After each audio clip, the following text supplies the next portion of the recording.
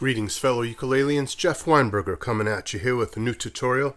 Today I'd like to talk about 2-bar patterns. A lot of times when we do finger picking or strumming, we think in terms of a measure or a bar. And people talk sometimes in terms of direction, like down, down, up, down, up.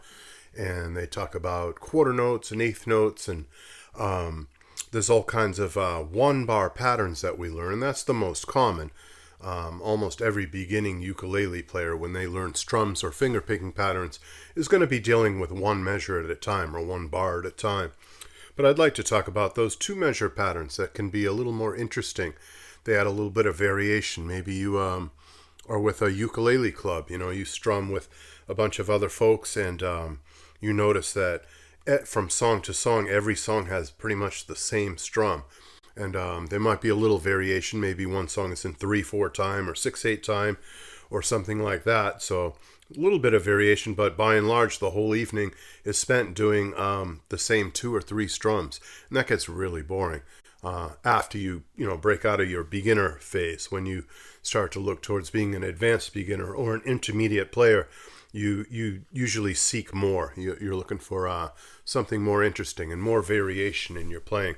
So this is for you guys, those of you who feel like you need something new to mix things up and to add some variety and just keep everything fresh. So that opening chord sequence I played was very easy. A beginner could easily handle that. It was the chord C, 0, 0, 0, 3. The chord C major 7, 0, 0, 0, 2. The chord C6, 0, 0, 0, 0. And I return back to C major 7, 0, 0, 0, 2. Real easy chord sequence. We'll do that in the second half of this video as a strum. But for now, let's talk about finger picking. Alright, so what I played was...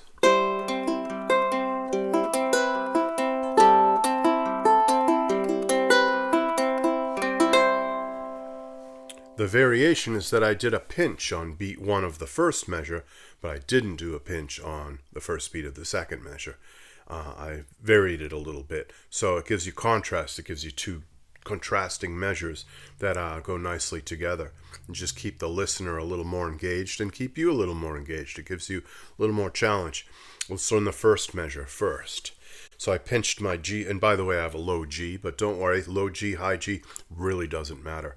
There's altogether too much importance placed on that, in my opinion, about the distinction between low and high G.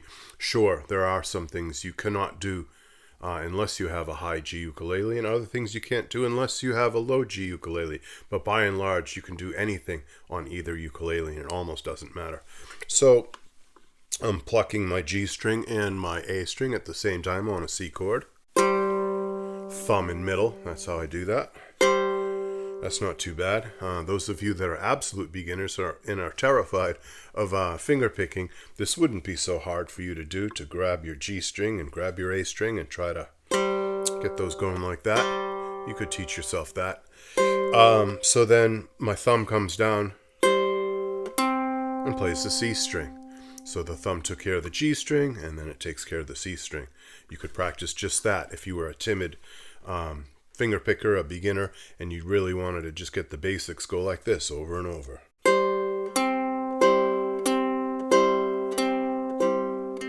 I'm sure you can handle that. I just know you can. So you do that. Then we pick our E string open, and that's going to be done with your index finger. That's the best positioned finger to do that. So we got that first half of the measure.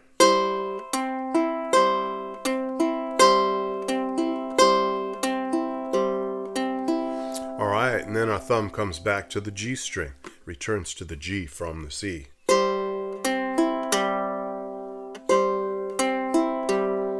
Let's do that 4 times together in a row. 1, 2, 3, 4.